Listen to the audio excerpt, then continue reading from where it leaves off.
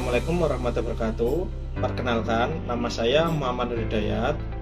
Saya merupakan dosen tetap program studi Sosiologi Universitas Darul Ulum.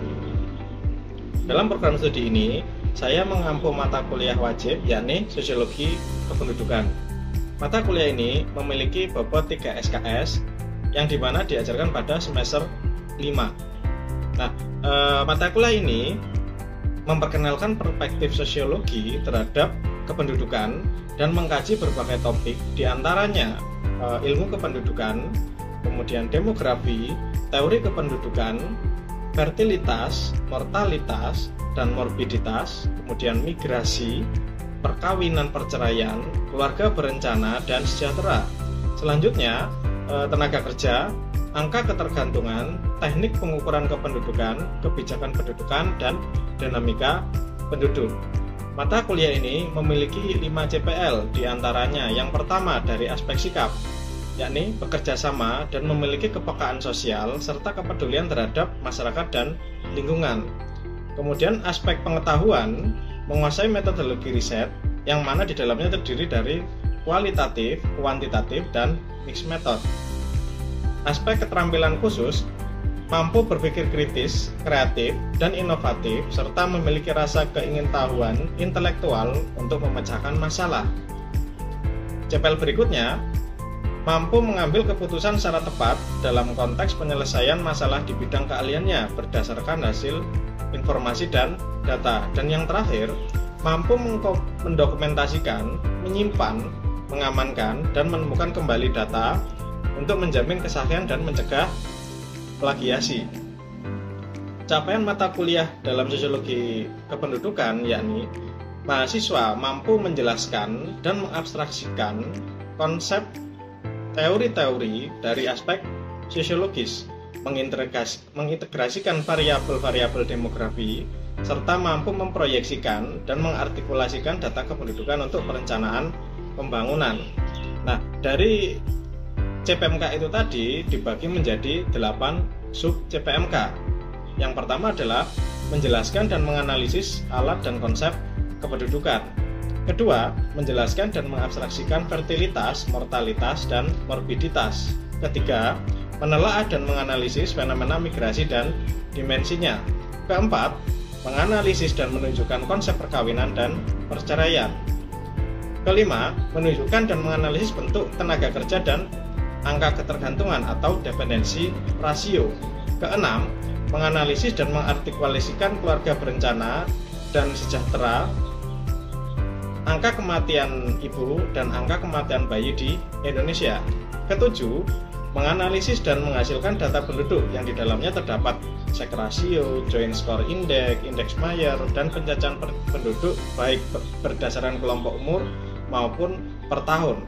Dan yang terakhir adalah menganalisis dan menghasilkan karya mengenai isu-isu kependudukan kontemporer dalam bentuk tugas akhir.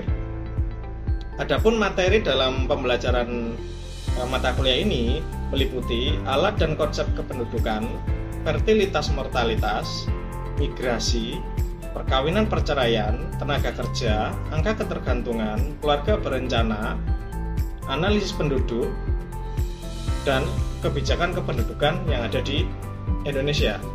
Adapun metode pembelajaran dalam perkuliahan ini ada 3. Yang pertama adalah menggunakan metode ceramah, dan yang kedua adalah fokus group discussion, dan yang ketiga adalah resitasi yang dimana sebagai bentuk tugas akhir. Adapun model pembelajaran, yakni saya menggunakan model project based learning. Adapun untuk kriteria penilaian meliputi kehadiran sebesar 10%, penugasan sebesar 20%, keaktifan sebesar 15%, untuk ujian tengah semester 25%, dan UAS 30%. Demikian deskripsi singkat mengenai mata kuliah ini. Untuk selanjutnya bisa dilihat mengenai pembelajaran mata kuliah ini di kelas. Terima kasih. Oke, assalamualaikum warahmatullahi wabarakatuh. Waalaikumsalam warahmatullahi wabarakatuh. Masih semangat? di siang hari ini? Siap. Oke. Jadi sebelum masuk ke materi, saya sampaikan dulu mengenai pertemuan kita hari ini. Jadi yang pertama sebelum masuk ke materi, saya akan membahas tentang kita selesai pembelajaran kali ini itu apa sih hasilnya. Next. Nah, jadi setelah kita mempelajari ini, itu kalian itu mampu menelaah dan menganalisis fenomena migrasi dan dimensinya. Sedangkan dalam kegiatan perkuliahan kali ini, penilaiannya nanti ada satu, yakni tipenya adalah non-test. Non-test ini berupa penugasan dan presentasi. Jadi seperti itu ya, CPMK, sub CPMK yang akan kita lampaui hari ini. Nah, sebelum masuk ke materi, saya tanya, apa sih itu migrasi? Nah, coba kamu lihat dua gambar ini. Jadi gambar yang pertama, mungkin ada yang bisa menjelaskan itu gambar apa sih? Bibit ya? Perpindahan penduduk, perpindahan dari satu tempat. Nah, kan saya kan gak berbicara perpindahannya. Itu foto gambar apa sih gitu? Gambar orang. Ini kan naik ini ya, mau merantau ya. Oke. Kemudian yang kedua itu gambar apa? Kereta dengan apa? Tempatnya kereta zaman dulu. Itu kan kalau yang digambar di atas itu benar tadi ya. Pak Jar bilang bahwasanya itu adalah orang mudik. Kemudian yang kedua itu adalah orang ketika berangkat kerja dan antri komuter lain yang berada di Jakarta. Di Jakarta ada yang mengalami dua hal ini? Ya. Ada yang iya siapa? Boleh angkat tangan? Yang tinggi? Oke, berarti yang pernah mengalami seperti ini hanya dua orang ya? Coba ke slide berikutnya. Nah, ini kalau yang gambar nomor 3, ini siapa sih yang nggak pernah mengalami seperti ini? Tahu nggak ini gambar apa? Tidak tahu. Kita bawa tas, bawa koper, pakai topi. Itu kira-kira kita mau ngapain? Nah, coba di sini angkat tangannya nggak pernah jalan-jalan. Semuanya pasti ini ya pernah yang namanya jalan-jalan ya, entah itu dalam rangka healing atau dalam rangka bening. Jadi seperti itu ya. Kemudian di slide yang di gambar yang keempat itu kira-kira gambar apa? Nah, ini gambarnya agak sulit. Swiss. Gunung-gunung. Itu kan ini ya, ada desa di pegunungan. Kemudian itu rumahnya kok gede-gede. Nah, selama ini kita kalau ke desa itu kan biasanya rumahnya itu kan kecil-kecil biasa-biasa ya. Tapi ini kok rumahnya itu kok gede-gede, bagus-bagus. Kira-kira ini proses apa yang bisa angkat tangan? Transmigrasi. Oke. Transmigrasi. Ada yang lain? Modernisasi. Apa? Modernisasi. Modernisasi. Yang lain lagi? Renovasi rumah. Oke. Jadi gini ya. Orang kalau kita kembali ke SMA dulu. Kalau orang dari desa pergi ke kota itu disebut dengan apa? Perantauan. Oke, perantauan. Yang lain? Migrasi. Apakah migrasi saja? Jadi ada yang bilang migrasi, transmigrasi, kemudian yang terakhir adalah urbanisasi. Nah, dari ketiga ini yang benar itu yang mana? Dari ketiga jawaban teman-teman tadi. Semuanya benar, tapi kurang tepat. Jadi yang paling tepat itu adalah kalau dari desa ke kota itu disebut dengan urbanisasi. Nah, kalau kita balik nih, orang karena di kota itu uangnya banyak, kemudian di kota itu pusing, sumpah, Nah, kita ingin pindah nih ke desa. Nah, itu prosesnya disebut dengan apa? Migrasi. Oke, jadi yang benar itu adalah seperti yang dikatakan Arvina ya. Jadi orang pindah dari kota ke desa itu disebut dengan ruralisasi.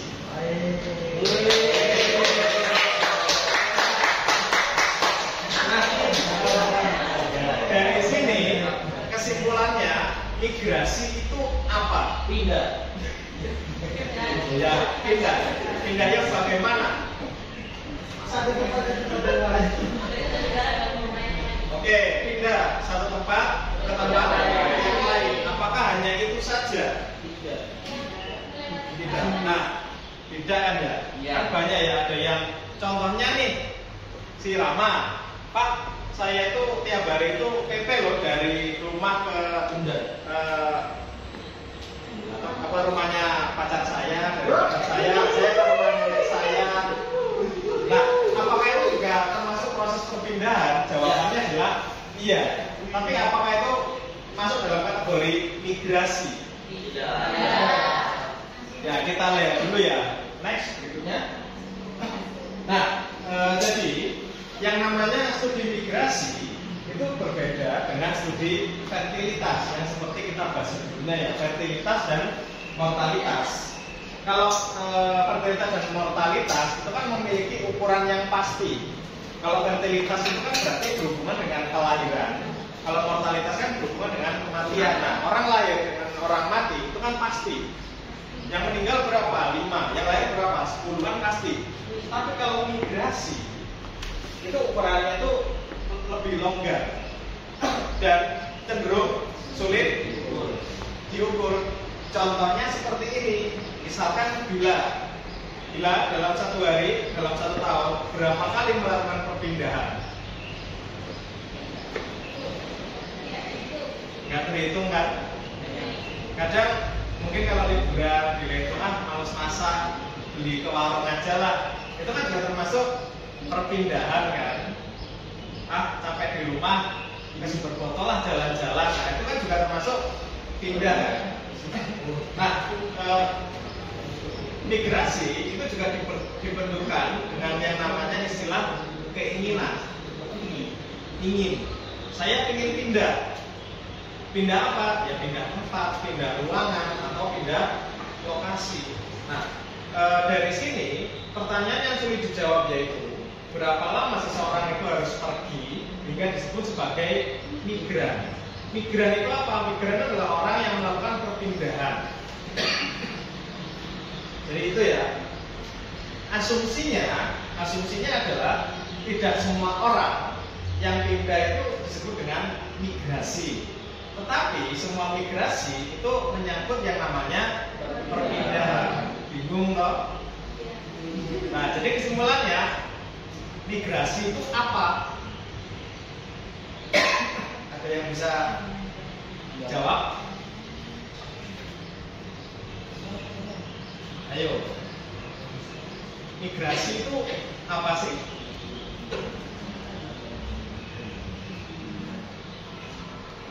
Ayo. Oke, Arvina. Migrasi adalah perpindahan penduduk dari satu tempat ke tempat yang lain dengan melewati batas administratif dengan tujuan untuk menetap. Oke, jadi jawabannya tepat sekali ya. Bisa next.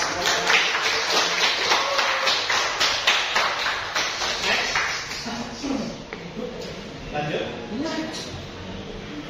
Nah, jadi seperti yang dijelaskan teman kamu tadi, migrasi itu secara umum merupakan bagian dari mobilitas geografis atau horizontal. Nah, pertanyaannya bedanya apa sih antara mobilitas dengan migrasi? Kan sama ya, mobil berarti kita apa? Mobil kan berarti kita itu bergerak. Sedangkan kalau migrasi berarti kita apa? Perpindahan kan? Perpindahan dari satu tempat ke tempat yang lain. Nah, konsep mobilitas penduduk ini adalah semua pergerakan penduduk dari satu wilayah ke wilayah yang lainnya. Nah, pertanyaannya adalah kalian ini termasuk penduduk nggak? Masuk. Kenapa termasuk penduduk?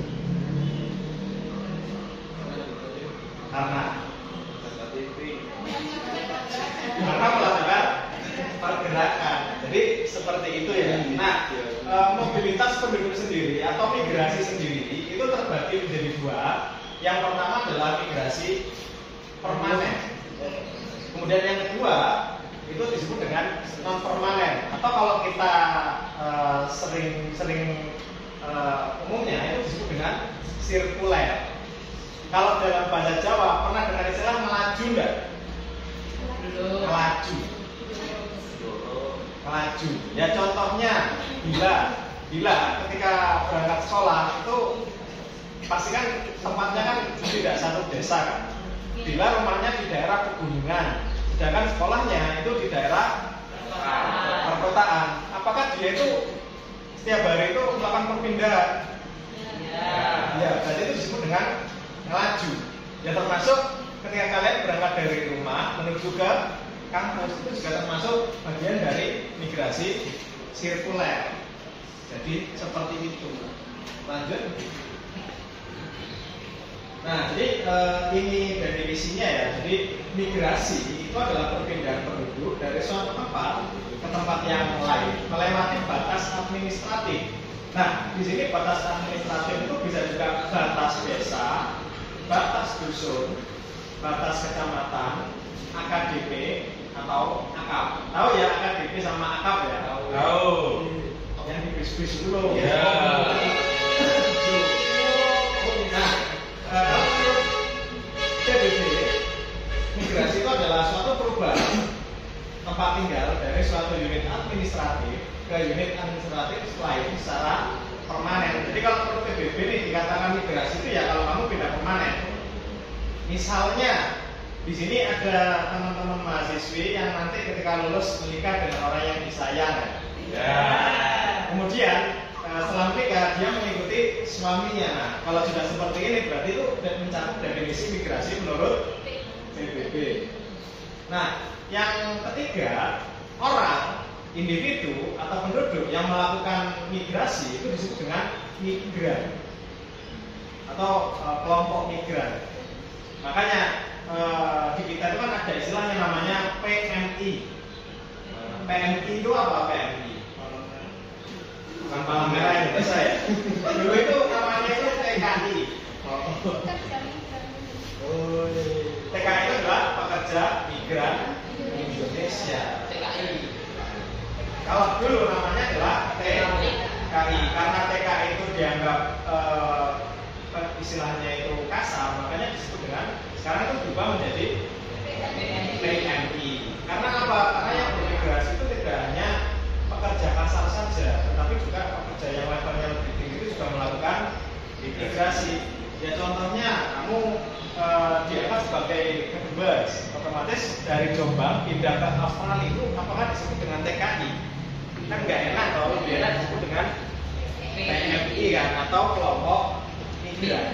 Nah, indikatornya adalah batas wilayah. Nah, sehingga batas wilayah ini jadikan patokan bahwasanya kita itu melakukan migrasi. Jadi seperti itu. Nah, next. Nah, kemudian kalau kita ngomongin dimensinya, dimensi migrasi itu terbagi menjadi dua ya. Yang pertama itu adalah dimensi ruang dan yang kedua adalah dimensi waktu. Apa bedanya? Nah, mungkin ada yang bisa menjelaskan dimensi ruang itu bagaimana? Contoh migrasi dari dimensi ruang itu bagaimana?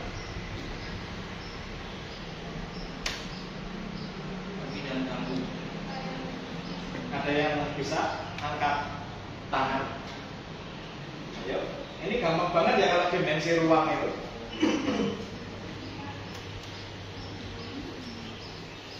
Ruang itu apa sih? Ruang itu ya kita tempati. Inilah definisi migrasi itu kan perpindahan dari satu tempat ke tempat yang lain. Berarti kalau dari dimensi ruang migrasi itu apa? Tukang sayur, Pak. Gimana? Tukang sayur. Contohnya gimana tukang Dari sayur? rumah ke pasar untuk menjual belikan sayuran. Nah, contoh yang paling sederhana itu seperti itu ya. Jadi orang yang bekerja sebagai penjual sayur itu kan pasti dia itu kan berpindah tempat. Yang awalnya dia itu dari pasar, kemudian berpindah ke pelanggannya kan. Nah, ketika berpindah ke pelanggan ini kan beda-beda ya. Yang namanya dimensi ruang itu ya kita tuh perpindahannya itu nyata. Dari kota ke desa, dari desa ke kota, dari metropolitan ke megapolitan. Nah, di sini apa bedanya antara metropolitan dengan megapolitan? Bukan metro toko baju ya, bukan. Bedanya apa sih? Kalau metropolitan itu adalah satu kota, sedangkan kalau megapolitan itu adalah sekumpulan kota yang membentuk suatu kesatuan. Jadi seperti itu ya. Itu kalau dimensi ruang. Misalnya Farida dari Jombang ingin jalan-jalan ke Royal nonton bioskop, nah itu juga termasuk migrasi dari dimensi ruang. Sedangkan kalau dari dimensi waktu, jadi kita itu nggak hanya pindah secara nyata saja, tetapi juga kita itu pindah secara waktu. Contohnya tadi, berapa lama penjual sayur pindah ke tempat lain? Durasinya itu berapa lama?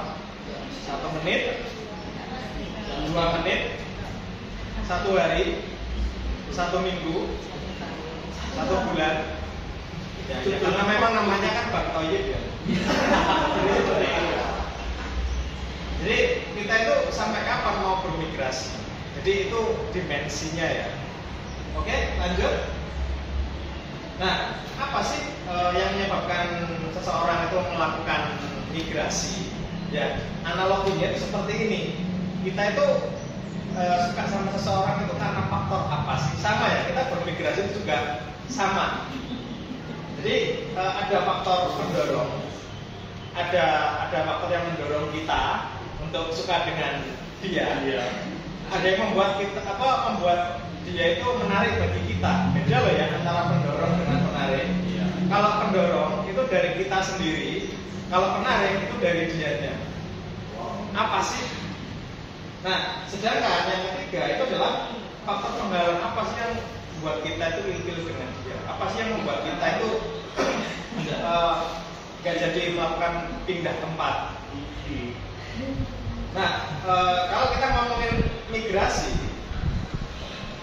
pada umumnya itu orang bermigrasi kalau dari dalam dirinya sendiri itu kan disebabkan karena kondisi wilayah yang minim.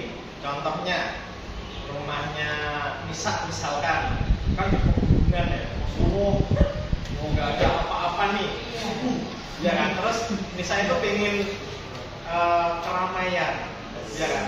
Ya udah, saya capek tinggal di hutan, tinggal di perkotaan saja. Contohnya seperti itu ya kalau faktor pendorong. Nah, kemudian berikutnya adalah faktor penarik. Kenapa sih bisa lebih memilih Nganjuk daripada Jombang? Misalkan apa sih yang membuat Nganjuk itu sebagai daerah tujuannya itu untuk pindah? Oh, di Nganjuk itu pecelnya enak Pak, misalkan. Nah, itu juga termasuk faktor dari luar diri individu yang membuat dia itu tujuannya ke Nganjuk. Itu ya. Sedangkan yang ketiga itu adalah faktor penghalang atau barrier. Nah, jadi biasanya orang nggak mau pindah itu apa? Oh, karena saya mager Pak. Nah, itu termasuk faktor penghalang Pak. Kalau saya dari Wonosalam ke Jombang, itu perjalanannya 3 hari Pak. Muter Palembang. Akhirnya nggak jadi ini kan ya, nggak jadi migrasi kan. Di sini ada dari Palembang, Tifa ya. Riau. Nah, next. Nah, berikutnya itu adalah bentuk-bentuk migrasi ya. Nah, nanti di sini silakan dibaca pada slide-slide-nya. Kemudian setelah dibaca, nanti silakan menganalisis dan memberikan contoh bentuk-bentuk migrasi yang setelah kalian pelajari di slide ini ya. Nah, setelah ini di kelas ini itu dibagi menjadi beberapa kelompok. Dan kemudian nanti setelah selesai diskusinya presentasikan masing-masing kelompok. Oke, ada pertanyaan? Cukup? Cukup ya. Baik, itu mengenai materi hari ini dan mudah dipahami ya. Nah, selanjutnya tugasnya silakan dilanjutkan dalam diskusi kelas. Saya tunggu di sini. Saya akhiri dulu. Assalamualaikum warahmatullahi wabarakatuh. Waalaikumsalam.